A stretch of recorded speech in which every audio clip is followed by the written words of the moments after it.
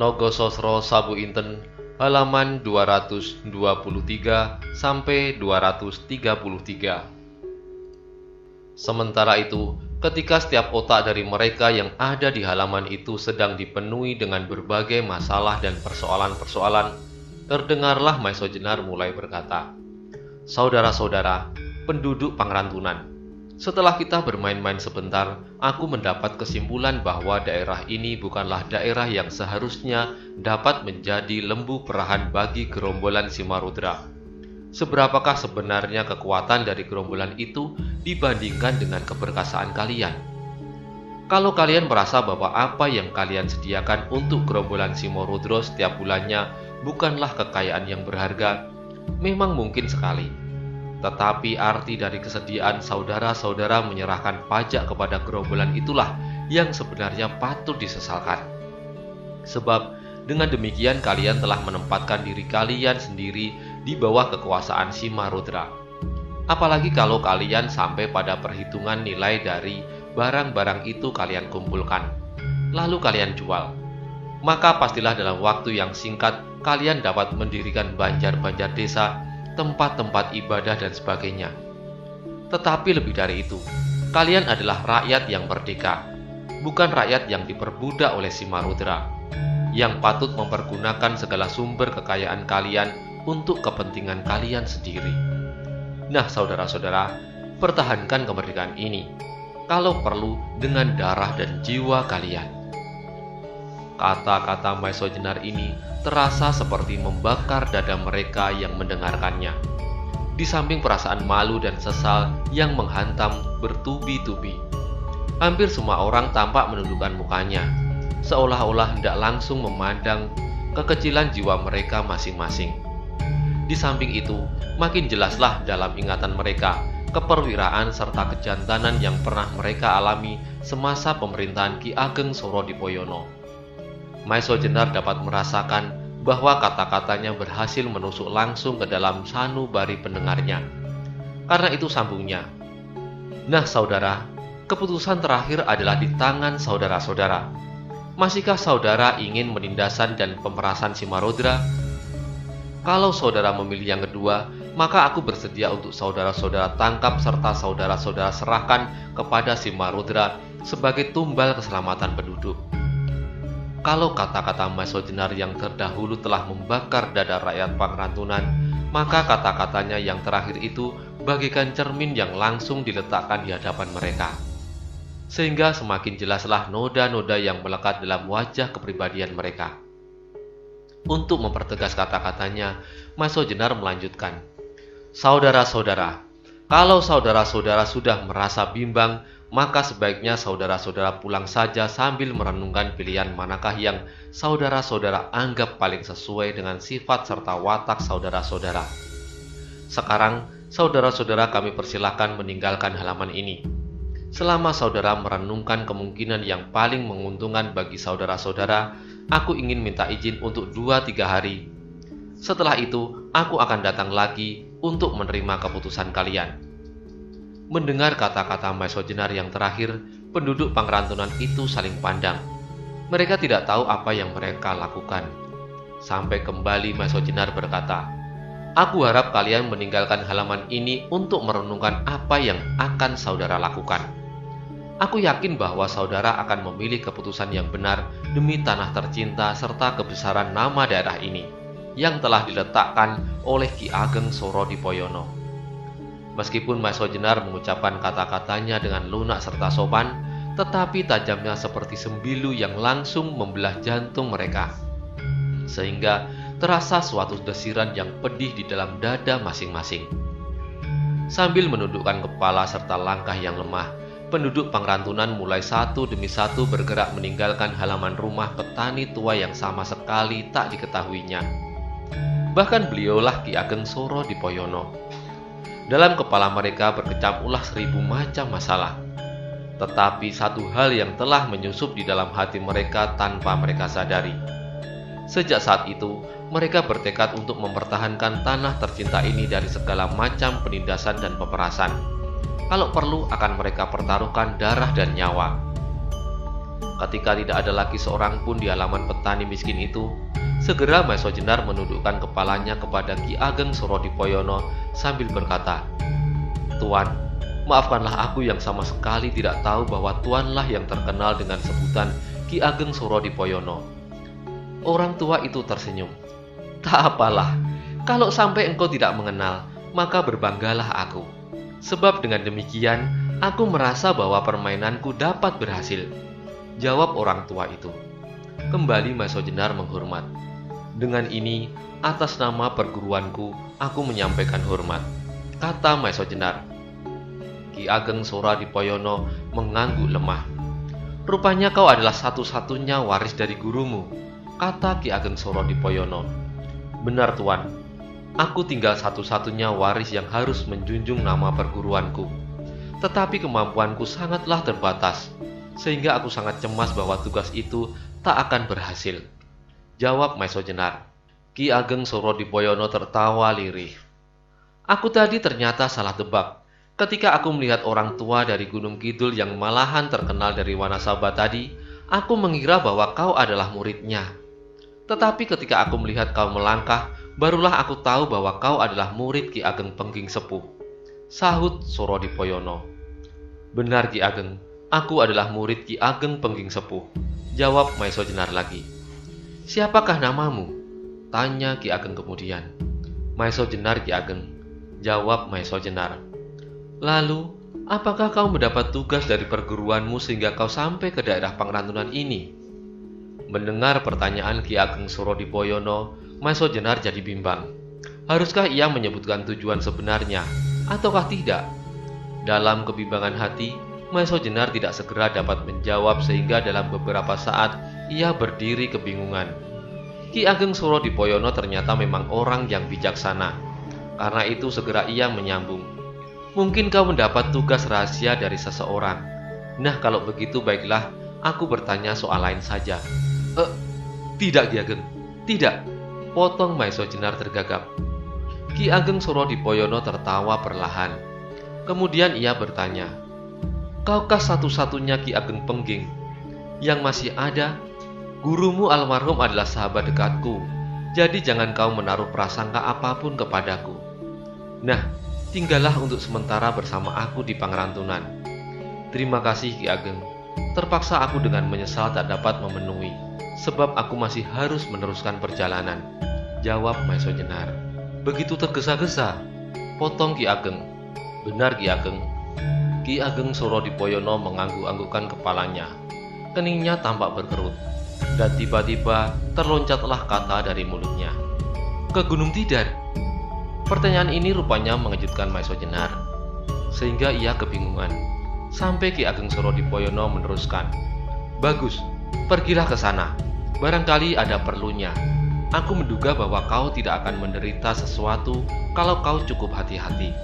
Bukankah Ki Ageng Pengging Sepuh terkenal dengan sosro birowonya? Aku kira kau telah memiliki itu pula." Maiso Jenar tak dapat berbuat lain kecuali mengiyakan semua kata-kata Ki Ageng Surodipoyono.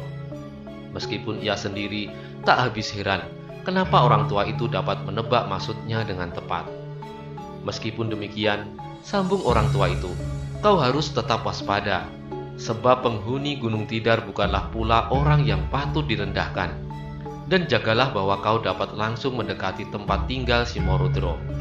Usahakan untuk tidak diketahui oleh para penjaga-penjaganya, sebab bagaimanapun jumlah yang banyak akan turut serta menentukan keseimbangan pertempuran. Apalagi di samping Simorudro sendiri masih ada beberapa orang yang termasuk orang-orang yang berilmu."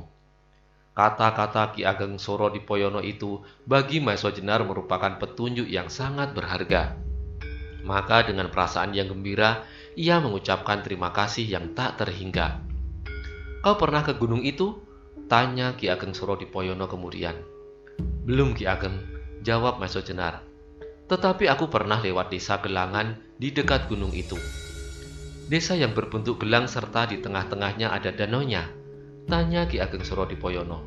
"Benar Ki Ageng," jawab Maiso Jenar. Ki Ageng Surodipoyono kemudian menyarankan Maiso Jenar agar mengambil jalan ke arah desa itu. "Sebab kau akan terlalu banyak membuang waktu. Sebaiknya kau mengambil jalan yang biasa dilalui oleh gerombolan itu, melewati hutan bagian selatan. Kau tidak perlu lagi mencari-cari jalan, sebab daerah itu sering dilewati oleh anak buah Simarudra sehingga seakan-akan telah menjadi sebuah jalan raya. Sedang kalau kau bertemu dengan 1-2 orang dari mereka, maka hal itu bukanlah hal yang perlu diributkan. Kau dapat dengan mudah menyembunyikan diri atau dengan semudah itu pula membinasakan mereka, kata Ki Ageng. Maeso Jenar mendengarkan semua nasihat itu dengan seksama. Memang pekerjaan yang akan dilakukan bukanlah pekerjaan yang gampang. Dengan petunjuk-petunjuk yang diterima dari Ki Ageng Surodipoyono, semakin teranglah jalan yang akan ditempuhnya. Nah, Maeso Jenar, kata Ki Ageng Surodipoyono akhirnya, memang sebaiknya kau tidak banyak membuang waktu. Kau dapat segera berangkat sekarang juga. Kalau tidak ada halangan, besok malam kau sudah akan sampai ke pusar Pulau Jawa itu. Ingatlah, hindari pertempuran dengan para pengawal gunung. Pergilah langsung ke Lambung Utara. Di sana terletak sebuah gua tempat tinggal suami istri Simarudra itu. Sedang untuk mendekati bukit itu, ambillah jalan sebelah selatan. Ambillah waktu ketika matahari telah terbenam. Sekali lagi, Maeso Jenar mengucapkan terima kasih yang tak terhingga. Dan sesudah itu ia mohon diri untuk segera melanjutkan perjalanannya ke Gunung Tidar. Ia sudah memutuskan untuk mengikuti segala petunjuk yang diberikan oleh Ki Ageng Surodipoyono. Tetapi, satu hal yang sama sekali tak diduganya adalah bahwa dengan memberikan segala petunjuk itu, Ki Ageng Surodipoyono telah membuat suatu rencana. Rencana yang hanya diketahui oleh Ki Ageng Surodipoyono itu sendiri. Karena itu, ketika ia melihat Maeso Jenar dengan langkah yang tetap berjalan menurut petunjuknya, tampaklah orang tua itu tersenyum sambil bergumam, "Mudah-mudahan rencanaku berhasil. Bukankah dengan demikian aku telah membuat suatu jasa pada mereka?" Sementara itu, Maeso Jenar berjalan dengan langkah yang cepat. Ia mengharap bahwa besok malam ia sudah dapat sampai ke tempat tinggal Simarudra. Menilik rencana pertemuan dari golongan hitam di mana Simarudra akan ikut serta, maka dapatlah dibayangkan bahwa setidak-tidaknya Simarudra sendiri atau berdua dengan istrinya pasti mempunyai tingkat kepandaian sama dengan Lowo Ijo. Ditambah lagi mereka ternyata memiliki pusaka keris naga sasra dan sabu inten. Karena itu, ia harus berhati-hati dalam setiap tindakannya untuk mendapatkan kembali keris naga sasra dan sabu inten. Ketika itu, ketika ia telah agak jauh meninggalkan desa Pangrantunan, matahari telah condong ke barat. Angin yang bertiup agak kencang dari hutan terasa betapa sirirnya. Meskipun demikian, panas yang dipantulkan oleh debu-debu di jalan terasa seperti menyengat-nyengat kaki. Karena itu Maeso Jenar semakin mempercepat langkahnya. Sekali-kali ia meloncat-loncat di atas rumput yang tumbuh di tepi-tepi jalan. Sebentar kemudian, Maeso Jenar telah meninggalkan daerah-daerah persawahan Pangrantunan. Ia mulai memasuki daerah-daerah padang ilalang dan hutan-hutan kecil untuk segera sampai ke induk hutan yang memagari tanah perdikan Pangrantunan. Tiba-tiba, Maeso Jenar yang sedang berjalan cepat-cepat itu mendengar suara ringgik kuda. Ia segera menghentikan langkahnya serta bersiap-siap. Kalau suara ringgik kuda itu berasal dari gerombolan Simarudra. Tetapi sampai beberapa saat, ia sama sekali tidak mendengar langkahnya. Karena itu, Maeso Jenar menduga bahwa kuda itu pastilah berhenti. Perlahan-lahan Maeso Jenar menyusup batang-batang ilalang, mendekati arah suara ringkikan kuda itu. Setelah beberapa langkah, benar-benar Maeso Jenar melihat kuda lengkap dengan pelananya, tetapi tidak ada penunggangnya. Maka timbullah kecurigaannya.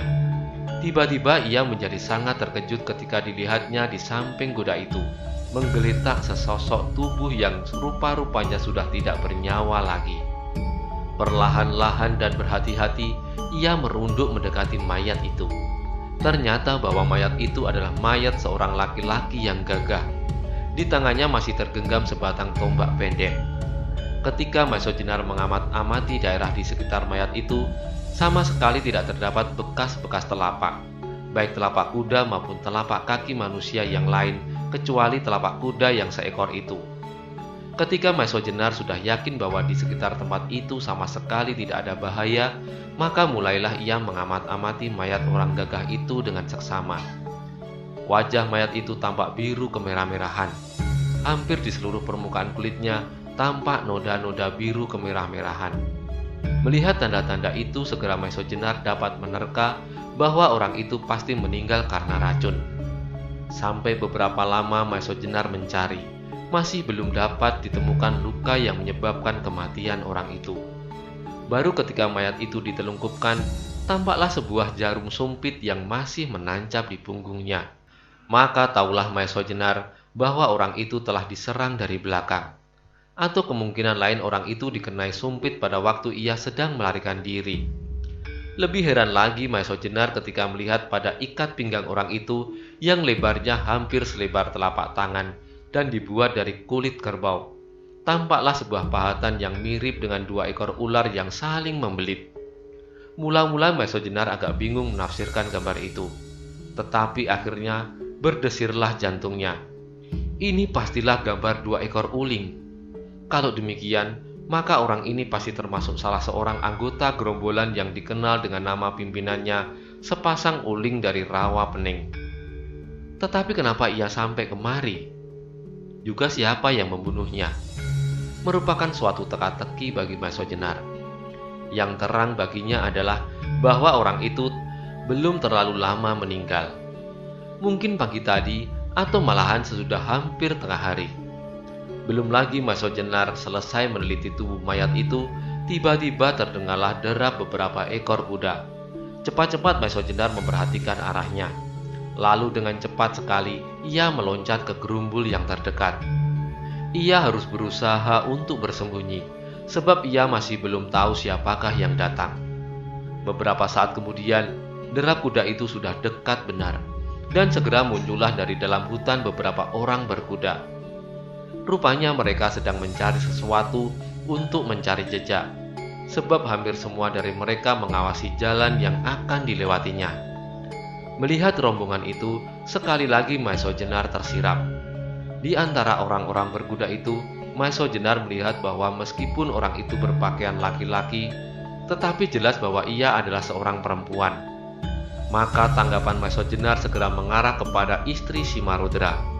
Sedangkan apakah Simarodra sendiri ada di antara mereka, Maeso Jenar masih belum tahu. Rombongan itu ternyata benar-benar sedang mencari jejak kaki. Malahan jejak kaki orang yang meninggal itu. Karena itu, pada mayat orang gagah itulah rombongan berkuda itu mengarah. Dengan demikian, Maeso Jenar harus semakin rapat bersembunyi. Ternyata setelah mereka dekat serta semakin jelas, jumlah mereka seluruhnya ada 7 orang.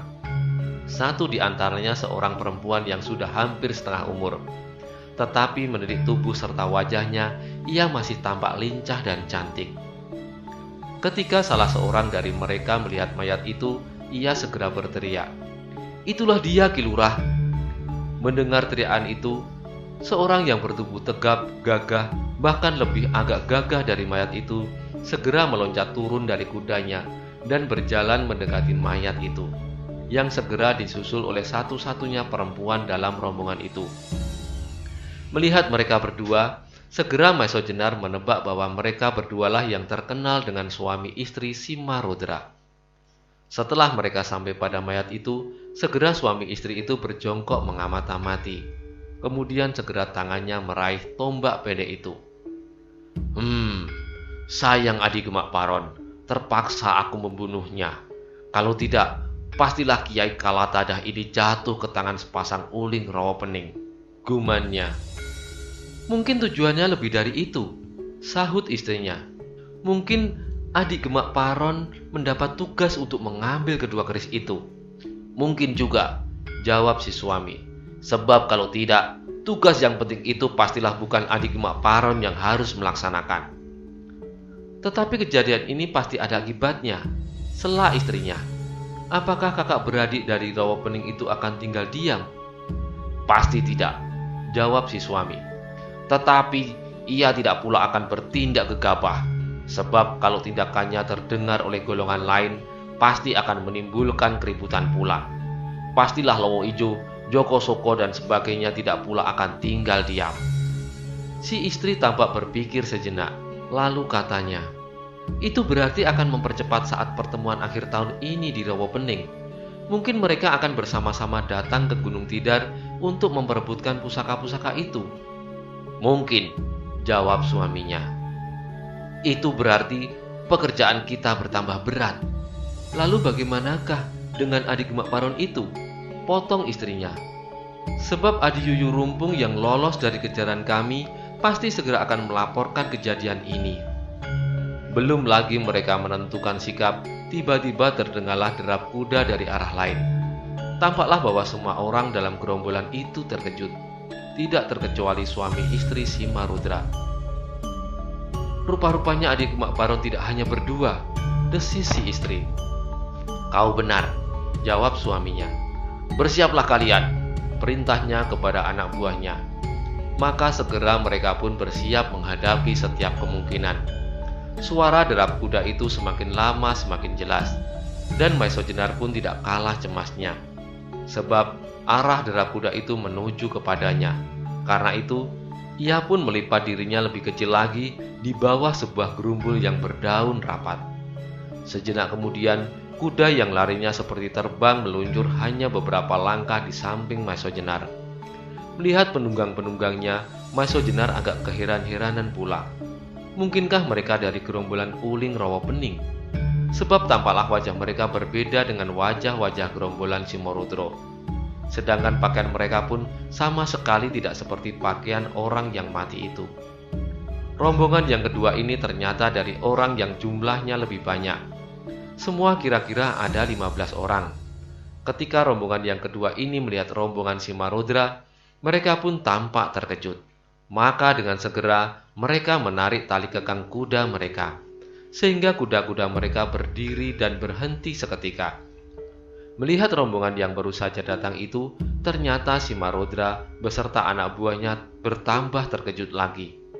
Sehingga ketika rombongan yang kedua itu telah berhenti, Simarudra segera berkata, "Aku menyampaikan hormat yang setinggi-tingginya kepada rombongan Ki Ageng Lembu Soro." Mendengar sapa Simorudro itu, giliran Maiso Jenar yang terkejut bukan kepalang. Inilah orangnya yang bernama Ki Ageng Lembu Soro, putra kedua dari Ki Ageng Soro Dipoyono. Ki Ageng Lembu Soro adalah seorang yang bertubuh sedang, berwajah keras. Matanya memancarkan sinar ketamakan dan pemujaan kepada nafsu-nafsu jasmaniah. Sambil masih duduk di atas kudanya, ia menjawab, "Salamku kepada kalian." "Terima kasih Ki Ageng," jawab Simarudra. "Kenapa kalian berada di tempat ini?" tanya Ki Ageng Lembu Soro. "Kami sedang mengejar orang ini Ki Ageng," jawab Simarudra sambil menunjuk kepada mayat Gemak Paron. "Siapakah dia?" tanya Lembu Soro kembali.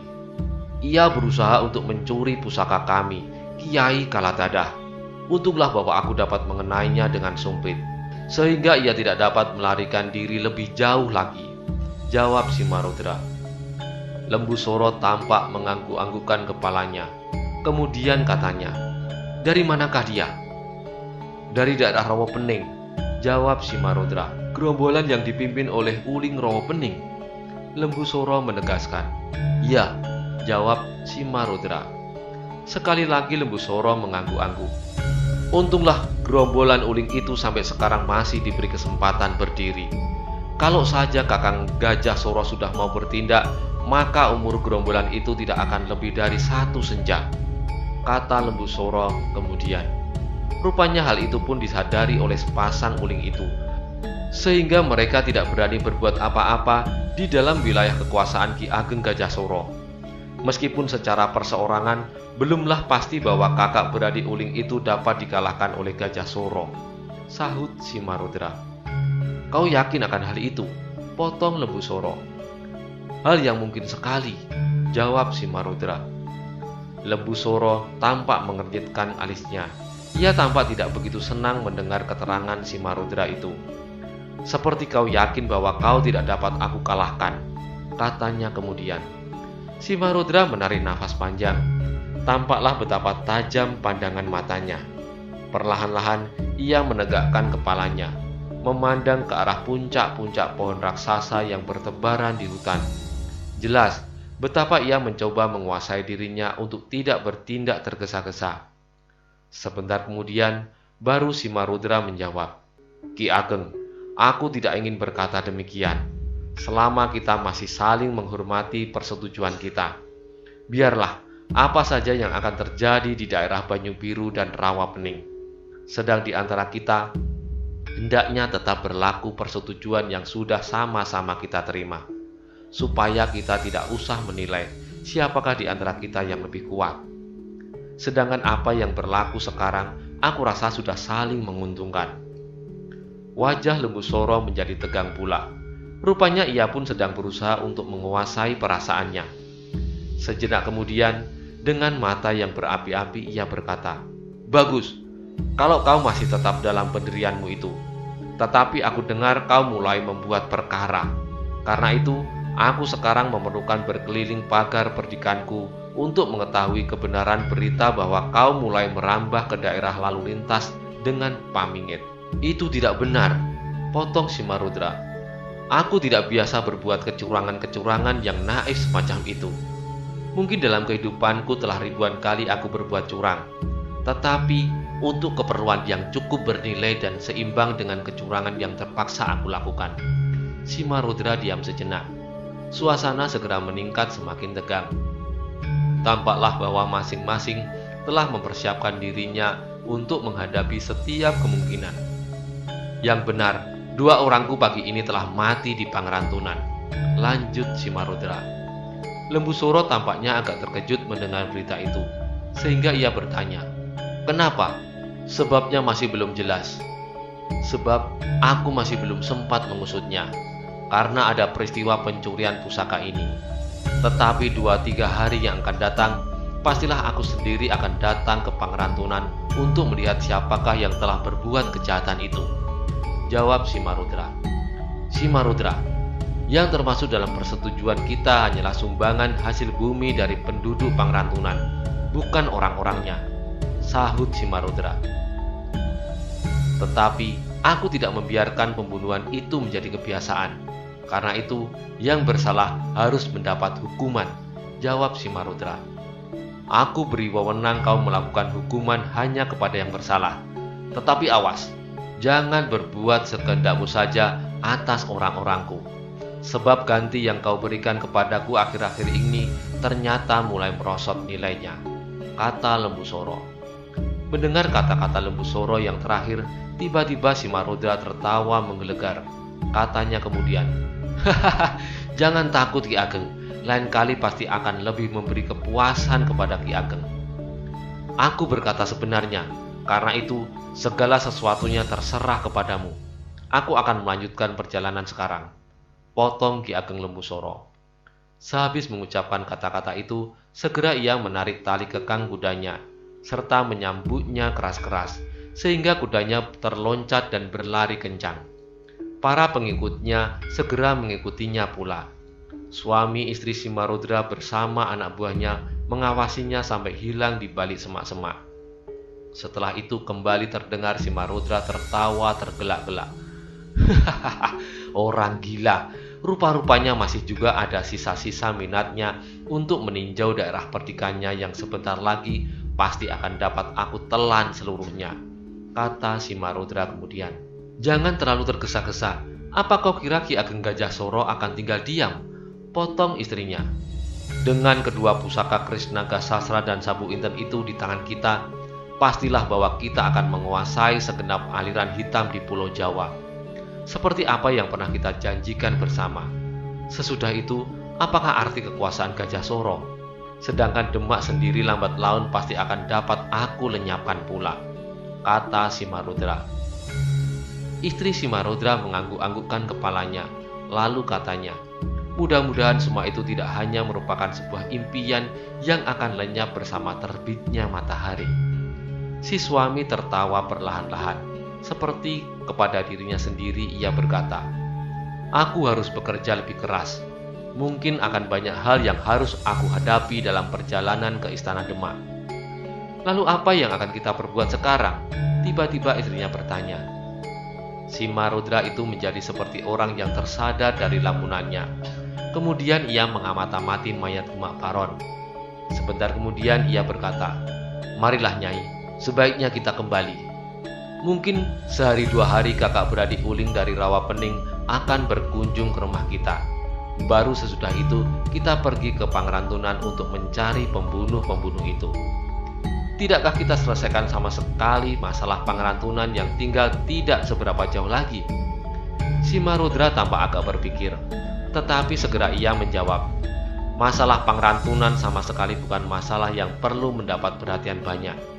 Tetapi sepasang uling itu benar-benar memerlukan persiapan yang cukup untuk menyambutnya."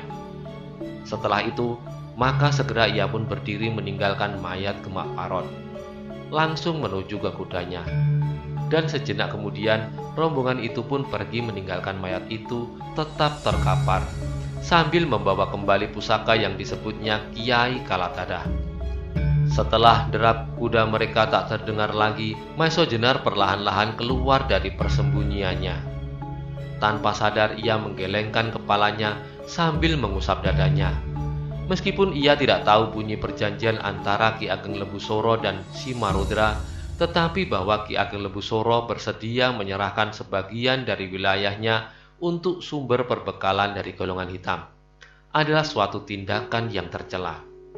Apapun yang diterima Lebusoro dari Simarudra sebagai gantinya, hal itu adalah suatu penghinaan atas kekuasaan yang dipegangnya. Dengan membiarkan adanya kekuasaan asing turut serta menyampuri masalah di dalam rangka. Apalagi ketika Maeso Jenar teringat akan rencana Simarudra, tidak saja menguasai perdikan ini, tetapi ia sudah mulai merintis jalan ke Demak. Tetapi ketika ia teringat bahwa Ki Ageng Sorodipoyono dengan wujudnya yang baru telah kembali ke Pangrantunan, hatinya menjadi agak tentram. Pasti orang tua itu tidak akan membiarkan pengkhianatan itu tetap berlangsung. Sebab kekuasaan yang selalu dibayangi oleh kekuasaan lain tidaklah lebih dari kekuasaan boneka. Sebentar kemudian, segera Maeso Jenar sadar akan tugasnya. Ia harus cepat-cepat pergi ke Gunung Tidar. Kalau benar apa yang diperhitungkan oleh Simarudra, yaitu kemungkinan akan datangnya uling dari Rawapening, maka ia harus berusaha untuk mendahuluinya. Sebab kalau tidak, dan sepasang uling itu sampai berhasil merebut kedua keris pusaka itu, maka tugasnya akan bertambah sulit. Karena itu, Maeso Jenar pun segera melanjutkan perjalanannya. Sejenak kemudian ia telah memasuki daerah hutan yang cukup lebat pula. Tepatlah apa yang dikatakan oleh Ki Ageng Soradipayana, bahwa di dalam hutan itu seolah-olah telah dibuat sebuah jalan yang walaupun sempit tetapi cukup baik untuk lalu lintas kuda maupun orang berjalan. Maka tidaklah ada kesulitan apa-apa bagi Maeso Jenar untuk langsung menuju ke Gunung Tidar. Tetapi belum lama ia menyusur jalan rimba, tiba-tiba didengarnya telapak kuda yang lari sangat kencang dari arah depan. Bersambung ke halaman 234.